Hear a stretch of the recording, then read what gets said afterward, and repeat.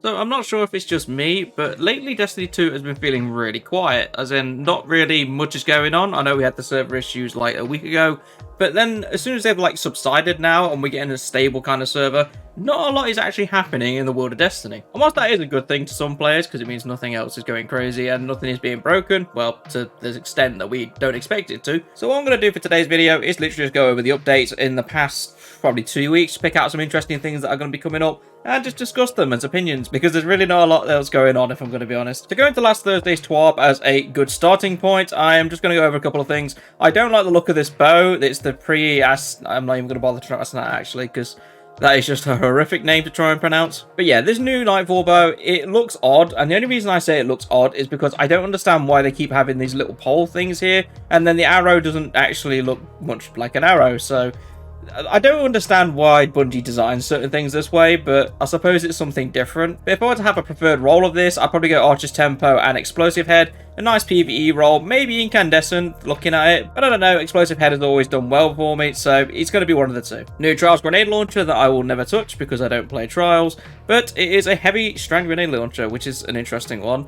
It does come with Envious Assassin, as pretty much all the grenade launchers do nowadays, and it also has Vorpal, Bait and Switch. Hatchling's not really used. Explosive Light is always a favourite for it as well. So again, as a PvE perspective, if I want to prefer role, I'd easily just go Envious Assassin and probably Explosive Light as a guess. If not, I'd go for Bait and Switch, because you'll probably be switching between the two quite a lot. And not to mention, Bait and Switch does actually pair quite nicely with Envious Assassin, because Envious Assassin builds the mag up, and then when you switch for Bait and Switch, you've probably already done damage with other weapons, so you'll do even more damage with the grenade launcher. Something that is curious that is going to be coming in Season 23 is Banshee 44 is going to offer weapon focusing, but more specifically, he's going to have foundry weapons, or basically things that are going to be sorted to the different companies. So a Vice weapon, a Suros weapon, Armalon weapons, and Haki weapons are just examples. I would love to get some more Vice weapons because I do really like the Vice Origin perk, which I think is like it reloads after a certain amount of hits. I was very curious how they were going to do this, and we are apparently getting Gunsmith engrams. So I imagine it's going to be some blue engram that you hand into Banshee. Probably get a random roll if you just do it normally like every other vendor, and then you can focus them into these weapons if you want something more specific. So it's quite cool they're actually bringing this forward, but they do also note that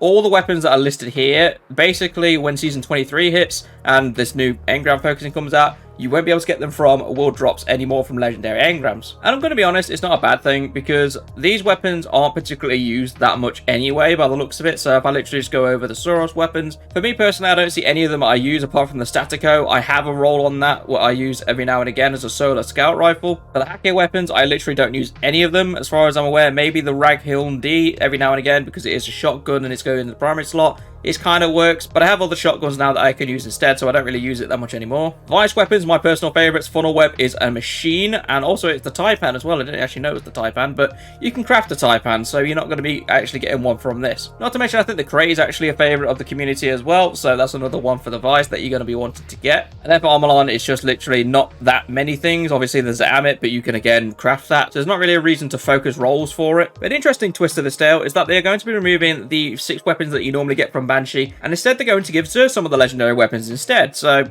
it's really strange how they've selected these because these aren't amazing weapons, but they are decent enough. So just picking out a couple of them, Contingency Plan is a good Arc Scout Rifle. I have a good roll for it and I use it every now and again.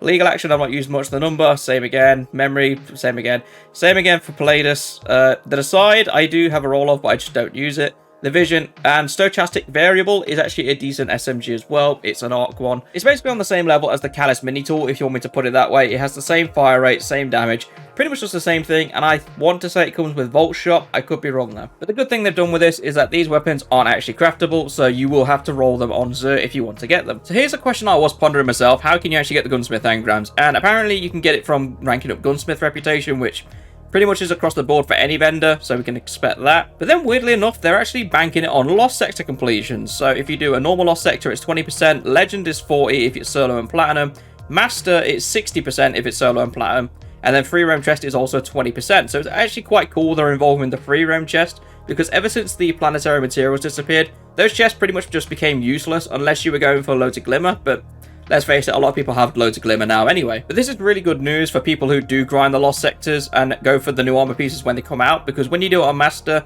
you'll have a high chance of getting Gunsmith engrams as well. But that's pretty much it for the TWAB, so I'm going to roll back a little bit further to the Destiny 2 update, where they pretty much tuned a few things, especially with the Crota's End raid. So the loot pool actually changed, which is hilarious to me, because when we did our 3 runs last week to get all the clears for our characters, basically we had 5 team members just getting armor pieces throughout the entire thing, and it was just hysterics for me. But basically they've tried to make it a bit more of an even distribution, so fair play for them to at least try doing that. Weapon drops haven't changed at all, which is good, but it does seem like you're going to have a more balanced spread of armor pieces. And they've fixed the Spores of Conquest Triumph to only require the player to find 2 hidden chests. So there was basically never a 3rd hidden chest, which is really disappointing, because I actually wanted there to be a really secret hidden chest that just no one could find. Like, even if it was a chest that only unlocked on master mode, I think that would have been way better for anything else that could have been in the raid. Like, if they'd literally done something where before you fight Crota, you can activate a different plate and then it unlocks a secret area,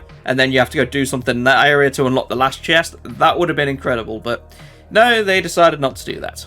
And now we roll back a week further to where we had the weapon crafting madness, and then that was followed by the server issue. So yeah, this was a really good week, if I'm going to be honest. And quite clearly, Bungie has just made a massive paragraph about it. I'm going to be brutally honest, they are basically singing their own praises here by saying, yay, we fixed it. But something I will give them praise for is the fact that they did actually take the time to do the fix and do it properly, whilst letting us enjoy it at the same time. It's probably the best thing that you can do as a company when something like this happens. Yes, it breaks the game, and I imagine there's going to be a lot of salty players out there who pretty much got upset when people were going flawless for the first time ever with broken weapons and complaining about how it was a big skill issue and blah blah blah blah. No one really cares. But being completely honest, I like it when bugs like this happen, because it just kind of breaks the mold of what the game is. It's nice having something completely unexpected just happen. A really good example is the numerous times Telesto has broken the game for XYZ reason, and then Bungie then decided to do an event where Telesto quote-unquote broke the game, when it wasn't. They were just messing with things in the background to try and make an event out of it, which was cool in its own right, but it didn't have the same magic as when Telesto actually breaks the game. So basically just take these moments as they come, and hopefully we're going to get another one very soon, because this was really fun. So we're actually going to be getting some really strange changes by some old relic kind of gaming, I've got to say. There's going to be something coming in called Deterministic Recoil. Just to sum it up very quickly, do you know how on CSGO you can sort of predict where the firing pattern is? It's pretty much that. Obviously not to the extent of CSGO where bullets can fly literally everywhere, but they're always in a pattern. It's more or less, it's going to be just directly up, directly to the up and side. You can basically predict where the gun is going to bounce to. And whilst I think it would be absolutely hilarious to have an AK-47 spray from CSGO in Destiny 2 for a gun, I don't think that's going to do well for much of the community. There is also a mention in this TWAB about the new Imbaru Engine. I think it's Imbaru off the top of my head. But it's basically the new section of the Spire that you can access as a separate activity, which I've got to give props to Bungie for this. It's actually quite a fun little activity. I really like the things they make when they actually have some kind of technicality to it, or some kind of mechanic that you've got to figure out to complete it. And whilst I wish there was more for the Imbaru Engine, like let's say for example there's a chance for a special glyph to show up, and when you activate this glyph it opens up a hidden room. Something like that would be really neat to actually do, but I'm hoping for a bit too much for that. But as it is, when you're thinking about a technical puzzle, it's quite nice and fairly straightforward to do. So I would actually encourage Bungie to do more things like this, because they're just fun. I don't see why they don't do it more often. Something else that was hotly discussed in the Destiny community, but I don't understand why, is the Thorn Catalyst. And the reason why I don't understand why this was hotly discussed, because yes, whilst the Thorn hand cannon is a really well-known hand cannon within Destiny, the Catalyst it's getting doesn't seem to be that good in my perspective. So what it basically is going to do, it grants bonus range and stability when you just equip it, but when you deal a final blow or absorb a remnant, it also gets additional weapon range as well as an increase to mobility and handling for a short time. To me, that is more specialized towards PvP, so for PvP players, I suppose you can rejoice. But in terms of PvE, that's pretty much nothing, if I'm going to be brutally honest. Like, if it was the old system where you killed an enemy with a masterwork weapon and they drop an overpower, then this would be a lot more viable to go for. But in PvE, it doesn't do a great deal. I personally would have loved to have seen Thorn get the Necrochasm treatment, where if you get a kill when it's got the Catalyst, it actually causes them to explode in the same kind of explosion the Necrochasm does. I think that would have been a much better way to get this hand cannon across to pretty much every single player, and I guarantee you pretty much everybody would be using it. Like, my case in point to this is look at Sunshot. It basically has a mini version of Incandescent, so a lot of people use it as an exotic hand cannon.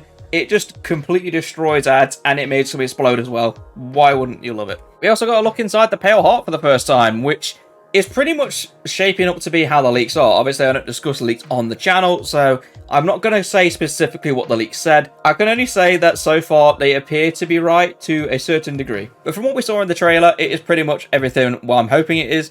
It's going to be reconstructing the old tower, which is a location I never went to because I never played the original Destiny. I never got a chance to see it in its glory, so this is going to be a first for me when I get there, and I imagine I'm going to love it. Not only that, a lot of the old locations seems to be spawning in as well as things like the pyramid, as you can see. And then even on top of that, we even get some of the more weirder structures. The whole thing is just a giant mystery, and I can't wait to explore it in its entirety. Something else that Bungie did mention as well is that we're not going to unlock the entire map on the first run through. So when you're doing the campaign, you will be going down a linear path to get to the end bit, because it's kind of like they're trying to rush you to go and get the story done because, you know, the witness is trying to kill the traveler. Kind of an urgent thing, which is a really good thing because I felt like that was lacking really badly in Nightfall. Like, we had Callus to deal with in the campaign, but at the same time we had an emergency back on Earth, so it's like you can't do both at the same time. But if you did do both at the same time, they both don't seem urgent anymore. So the fact that we've actually got to rush to the end of the traveler and basically get the witness dealt with is a really good thing. And then they said the map is going to open up even more, so I'm very curious what they're actually going to do with this as a location. And just flicking through here very quickly, we have the 3 new supers coming in final shape. It's way off in the future, I know, but pretty much what I can get the gist of is the Warlock super doesn't appear to be anything spectacular, but it looks like it could be very fun. It's like a Firebird kind of thing, so I'm curious to see how much damage it's going to do and how well it's going to perform as ad control. That's pretty much it. The Hunter super is pretty much going to make you feel like Minato from Naruto. I pretty much said this in the reveal trailer that it is literally the lightning blade ability from Naruto. There is literally nothing special about this super. But then the one that is my personal favorite, Twilight Arsenal. You get a freaking battle axe, and not only that, you can have your teammates pick up the battle axes as well after they've been thrown, which I think is a fantastic little addition they've done for this super. Like, I wouldn't expect to be able to pick up my ally's own battle axe when he's throwing it. So the fact that you can, and then run around and smash the crap out of everything, is a really cool addition. But I am very curious how this is going to perform as a DPS weapon, because it could be the case of this might be the meta for Crota if we get to that point, because if you're actually going to be throwing the 3 battle axes, you're going to do heavy damage with all 3 of them, and then your teammates can pick up the battle axes and not consume heavy ammo, so this could be a meta for Crota when it comes out. But that's pretty much all I want to talk about. Like I said, there's not really anything going on in Destiny at the minute. It's quite quiet at the moment. But normally when things are quiet, something really bad happens. So, yeah, let's give it a week. And if nothing game-breaking happens, we can celebrate. But until then, I'm just going to tiptoe around and pretend I wasn't here. But as always, if you like the video, remember to leave a like and a comment down below. And I shall see you all in the next one.